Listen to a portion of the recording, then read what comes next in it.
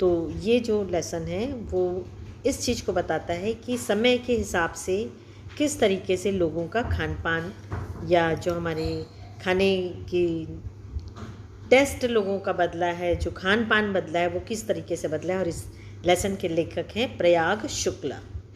चलिए पढ़ते हैं लेसन। पिछले 10-15 वर्षों में हमारी खान पान की संस्कृति में एक बड़ा बदलाव आया है। इडली, डोसा, बड़ा सांभर, रसम अब केवल दक्षिण भारत तक सीमित नहीं है, ये उत्तर भारत के भी हर शहर में उपलब्ध है। और अब तो उत्तर भारत की ढाबा संस्कृति लगभग पूरे देश में फैल चुकी है। अब आप कहीं भी हों, उत्तर भारतीय रोटी दाल साग आपको मिल ही जाएंगे। फास्ट फूड, तुरंत भोजन का चलन भी अब बड़े शहरों में खूब बढ़ा है। इस फास्ट फूड में बर्गर, नूडल्स जैसी कई चीज़ें शामिल हैं। एक ज़माने में कुछ ही लोगों तक सीमित चाइनीज़ नूडल्स अब संभवतः किसी के लिए अजनबी नहीं रहे।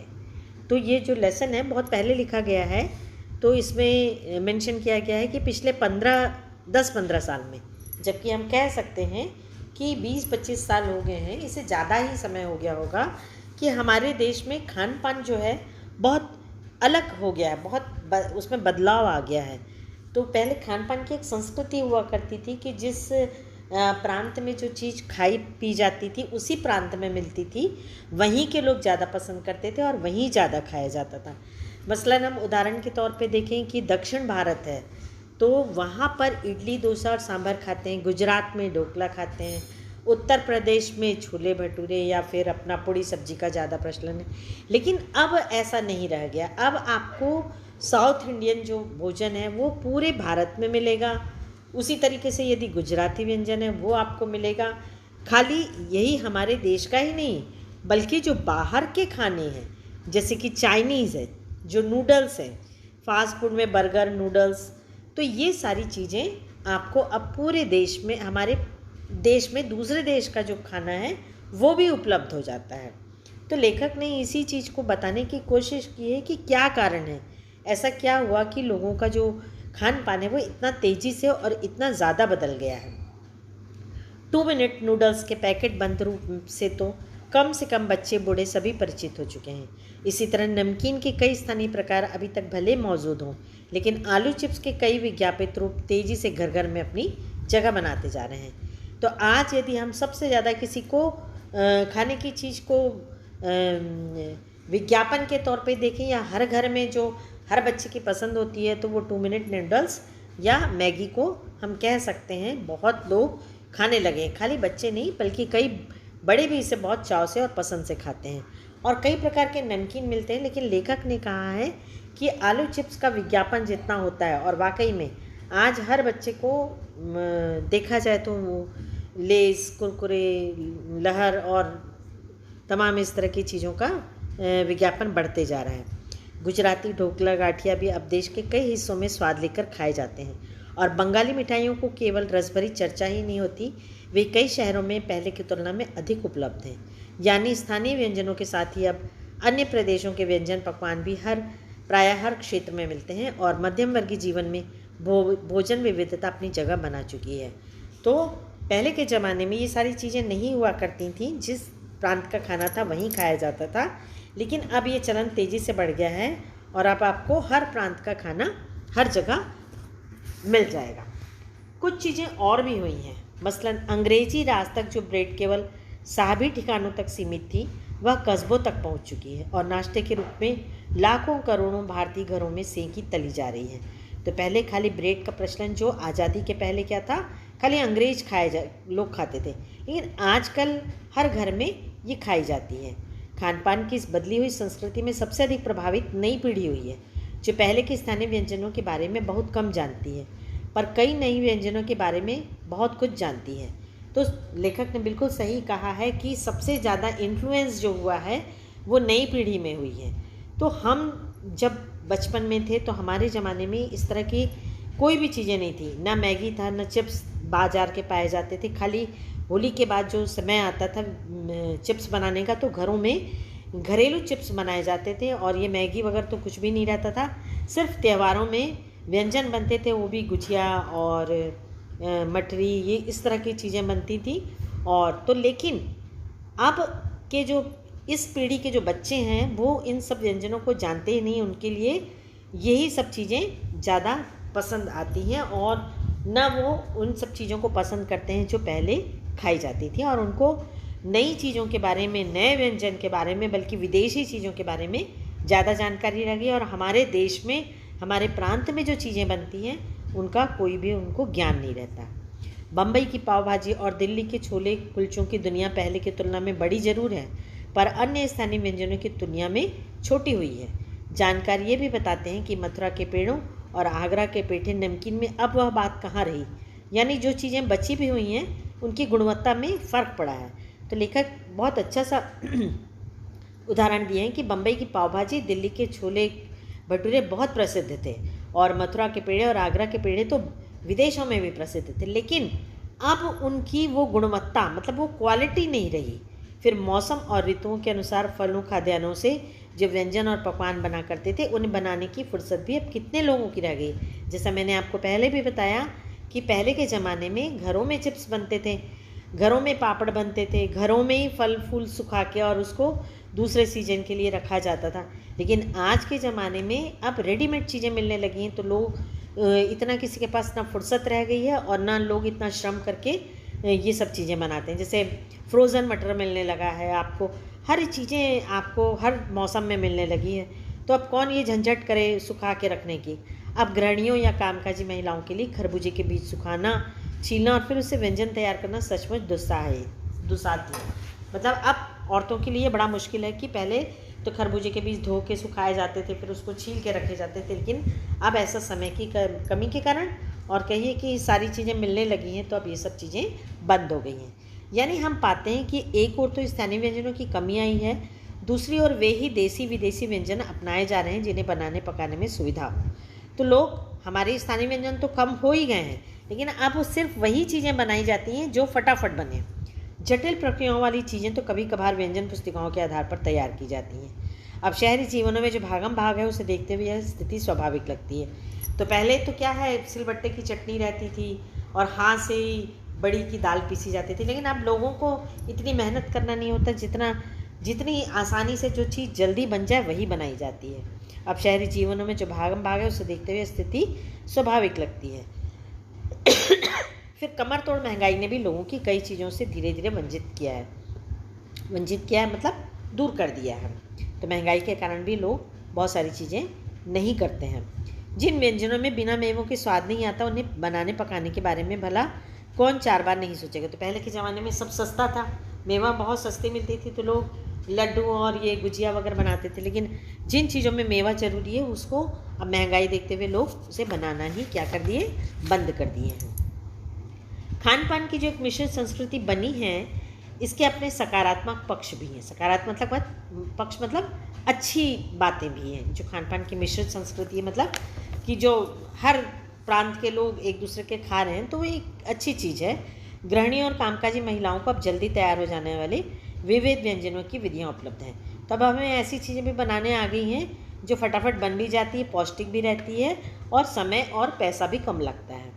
नई पीढ़ी को देश विदेश के व्यंजनों को जानने का सुयोग मिला है, भले ही किन्हीं कारणों से और किन्हीं खास रूपों में, क्योंकि यह भी सच्चाई है कि विविध व्यंजन इन्हें निखालिस रूप में उपलब्ध नहीं है, और हमें नई पीढ़ी को हमारे देश और विदेश के व्यंजनों को जानने का मौका मिला है। आज़ादी के बाद उद्योग धंधों, नौकरियों, तबादलों का जो एक नया विस्तार हुआ है, उसके कारण भी खान पान की चीज़ें किसी एक दूसरे से दूसरे प्रदेश में पहुंची हैं। तो लोग अब नौकरी पेशे के कारण, व्यापार के कारण एक जगह से दूसरी जगह जाते हैं, और इसी के कारण क्या हुआ, लोग दूसरे प्रांत के अपने प्रांत में खान पान शुरू कर दिए हैं। बड़े शहरों के मध्यम वर्गीय स्कूलों में जब दोपहर के टिफ़िन के वक्त बच्चों के टिफ़िन डब्बे खुलते हैं, तो उनमें विभिन्न प्रदेशों के व्यंजनों की खुशबू उठती है। हम खान पान से भी एक दूसरे को जानते हैं। इस दृष्टि से देखें तो खान पान की नई संस्कृति से हमें राष्ट्रीय एकता के लिए नए बीज भी मिल सकते हैं। बीज भली भांति तभी अंकुरित होंगे जब हम खान पान से जुड़ी हुई दूसरी चीज़ों की ओर भी ध्यान देंगे। मतलब हम उस बोली, बानी, भाषा, भूषा आदि को भी किसी न किसी रूप में ज़्यादा जानेंगे जो किसी खान पान विशेष से जुड़ी हैं। तो लेखक कहते हैं कि इससे राष्ट्रीय एकता भी बढ़ती है। जब हम दूसरे प्रांत का खाना खाते हैं तो खाली खान पान से नहीं, बल्कि वहाँ किस प्रकार की भाषा बोली जाती है, वहाँ का रहन सहन कैसा है, वहाँ की बोली कैसी है, ये भी हम जानने को उत्सुक होते हैं। और फिर इससे क्या होती है, हमें दूसरे प्रांत के बारे में भी सम्मान और प्रेम उभरता है और इससे राष्ट्रीय एकता बढ़ती है। इसी के साथ ध्यान देने की बात यह है कि स्थानीय व्यंजनों का पुनरुद्धार भी जरूरी है, लेकिन साथ साथ ये भी है कि हमारे जो प्रांत की चीज़ें अब बच्चे पसंद नहीं कर रहे हैं या वो ख़त्म होती जा रही हैं, उसको क्या करना है, हमें पुनरुद्धार करना, मतलब उसको भी लोगों को उसके लिए अवेयर करना है, उसको बचा के रखना है हमारी जो खास यहाँ के डिशेशन को, जिन्हें अब एथनिक कहकर पुकारने का चलन बढ़ा है। एथनिक मतलब पुरानी स्टाइल की चीज़ें। ऐसे स्थानीय व्यंजन केवल 5 सितारा होटलों के प्रचार नहीं छोड़े दिए जाने चाहिए। 5 सितारा होटलों में वे कभी कभार मिलते रहें पर घर बाज़ारों से गायब हो जाएं तो यह एक दुर्भाग्य ही होगा। तो जैसे आप हमारे यहाँ की छत्तीसगढ़ी की बहुत सारी प्रसिद्ध चीज़ें हैं सॉरी, जैसे आप चीला भी कह सकते हो, छत्तीसगढ़ का एक बहुत प्रसिद्ध डिश है। तो वो यदि उसका प्रेजेंटेशन अच्छा रहे तो वो 5 स्टार होटल में भी लोग बड़ा चाव से खाएंगे, लेकिन हमें खाली 5 स्टार होटल के भरोसे नहीं छोड़ना है, हमें इसको बचाना है, अपनी संस्कृति को, अपने यहाँ की जो डिशेस हैं उसको लोगों के लिए ऐसी तरीके से प्रयास करना चाहिए कि लोगों का उसमें इंटरेस्ट बना रहे। अच्छी तरह बनाई पकाई गई पूड़ी, कचौड़ियाँ, जलेबियाँ भी अब बाज़ारों से गायब हो रही हैं। मौसमी सब्जियों से भरे हुए समोसे अब कहाँ मिलते हैं। उत्तर भारत में उपलब्ध व्यंजनों की भी दुर्गति हो रही है। तो पहले पूड़ी, कचौड़ी, जलेबी बहुत पसंद करते थे, लेकिन अब यदि और समोसे तरह तरह की सब्जियों से भरे हुए, लेकिन यदि आज आप लोगों से ही पूछा जाए कि आप समोसा खाना पसंद करोगे या पिज़्ज़ा खाना पसंद करोगे, तो संभवतः ये जो रेशियो होगा वो 60 और 80 का होगा। 60% बच्चे पिज़्ज़ा खाना चाहेंगे और 40% बच्चे समोसे खाना चाहेंगे। तो ये एक दुर्भाग्य है कि हमारे यहाँ का खान पान है उसे हम ही लोग नकारते जा रहे हैं। अचरज नहीं है कि पहले उत्तर भारत में जो चीज़ें गली मोहल्लों की दुकानों में आम हुआ करती थी, आम मतलब जनरल साधारण मिल जाती थी, उन्हें अब खास दुकानों में तलाशा जाता है। यह भी एक कड़वा सच है कि कई स्थानीय व्यंजनों को हमने तथाकथित आधुनिकता के चलते छोड़ दिया है और पश्चिम की नकल में बहुत सी ऐसी चीज़ें अपना ली हैं जो स्वाद, स्वास्थ्य और सरसता के मामले में हमारे बहुत अनुकूल नहीं हैं। तो हम खाली बाहरी दौड़ भाग देखते हुए हमको क्या चीज़ें अच्छी लगने लगी हैं, पश्चिमी मतलब दूसरे देश की। जैसे एग्जांपल कर रहे हैं अपन, कोका कोला है, पेप्सी है, लहर है, ये सब चीज़ें आपको ज़्यादा पसंद आती हैं। लेकिन हमारे यहाँ का जो शरबत हुआ करता है, शिकंजी होती है, आम का पन्ना होता है, ये हमें कभी नुकसान नहीं करेंगे, ये हमेशा हमें फ़ायदा ही करेंगे। लेकिन इसमें इतने केमिकल्स और ऐसी ऐसी चीज़ें मिली रहती हैं कोल्ड ड्रिंक्स में जो आपके शरीर के लिए हानिकारक हैं। लेकिन यदि फिर से मैं यही कहूँगी कि यदि आपको एक तरफ पेप्सी दी जाए या थम्स अप या कोका कोला दिया जाए और एक तरफ आपको नींबू का शरबत दिया जाए, तो शायद आप कोल्ड ड्रिंक लेना पसंद करेंगे। तो खाली एक अंधी दौड़ है पाश्चात्य संस्कृति की, जबकि हमको सबको अच्छे से मालूम है कि जो फ़ायदा आपको नींबू का शरबत देगा वो नहीं देगा, बल्कि बदले में वो नुकसान करेगा। हो यह भी रहा है कि खान पान की मिश्रित संस्कृति में हम कई बार चीज़ों का असली और अलग स्वाद नहीं ले पाते। अक्सर प्रीति भोजों और पार्टियों में एक साथ ढेरों चीज़ें रख दी जाती हैं। तो हम देखते हैं जब आप रिसेप्शन वगैरह में जाते हो तो सभी चीज़ें एक साथ रहती हैं, और जब हम लेते हैं तो सारी चीज़ें एक प्लेट में आ जाती हैं और उनका स्वाद क्या हो जाता है, गड्ढमड मतलब मिक्स हो जाता है। खान पान की मिश्रित या विविध संस्कृतियाँ हमें कुछ चीज़ें चुनने का अवसर देती हैं, हम उसका लाभ प्राय नहीं उठा पा रहे हैं। हम अक्सर एक ही प्लेट में कई तरह के और कई बार तो बिल्कुल विपरीत प्रकृति वाले व्यंजन परोस लेना चाहते हैं। तो एक में दही बड़ा और गुलाब जामुन आप दोनों एक साथ ले लेते हो, जबकि दोनों का टेस्ट क्या है, अलग अलग है। तो ये एक प्रकार से कहना चाहिए कि बहुत ख़राब चीज़ है, और वो हमारी मजबूरी है कि हम जब पार्टी या रिसेप्शन में जाते हैं तो इस तरह का खाना हमें खाना पड़ता है, जो कि बिल्कुल सही नहीं होता, न तो स्वास्थ्य की दृष्टि से और न स्वाद की दृष्टि से। इसलिए खान पान की जो मिश्रित विविध संस्कृति बनी है और लग यही रहा है कि यही और अधिक विकसित होने वाली है, उसे तरह तरह से जांचते रहना जरूरी है। तो लेखक ने ये पाठ जो है बहुत पहले लिखा है और इसका बहुत हमें विकृत रूप अभी और देखने मिल रहा है। जब लेखक लिखा था तब तो इसका रूप इतना नहीं बिगड़ा होगा जितना हम आज देख रहे हैं। आज हमको हर चीज़ प्रिजर्वेटिव से मिली हुई, कृत्रिम रंगों, कृत्रिम चीज़ों से मिली हुई बनी रहती है, और किसी भी चीज़ को ताज़ा रखने के लिए कितने केमिकल्स यूज़ होते हैं। आप देखेंगे हर मौसम में हर फल मिलते हैं और वो कोल्ड स्टोरेज में रखे जाते हैं, जो कि बहुत ही, और हाइब्रिड आप देखोगे अमरूद बाज़ारों में मिलते हैं जो बड़े बड़े रहते हैं। जबकि हमारे बचपन में जो हम लोग अमरूद या जाम खाते थे वो छोटे छोटे देशी होते थे। अब आजकल देशी चीज़ें हमें खाने में नहीं मिलती, हर चीज़ें, फूल गोभी देखोगे तो अब हाइब्रिड, शिमला मिर्च हाइब्रिड। तो ये सारी चीज़ें हमारे स्वास्थ्य के लिए क्या हैं, बहुत ही नुकसानदेह होती जा रही हैं। और ये बहुत ज़रूरी है कि इस लेसन से खाली हमको पढ़ना नहीं है, बल्कि इससे ये शिक्षा लेना है कि जो चीज़ हमारे स्वास्थ्य के लिए सही है हमें उसे खाना है।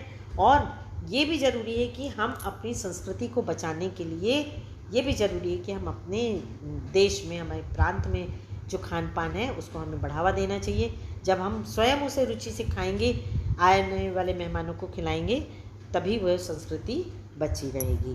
तो लेखक ये बताना चाहता है कि बाहर की चीज़ें, दूसरे प्रांत की खाना सही है, लेकिन हमें अपने यहाँ की चीज़ों को इग्नोर नहीं करना चाहिए। Thank you, have a nice day.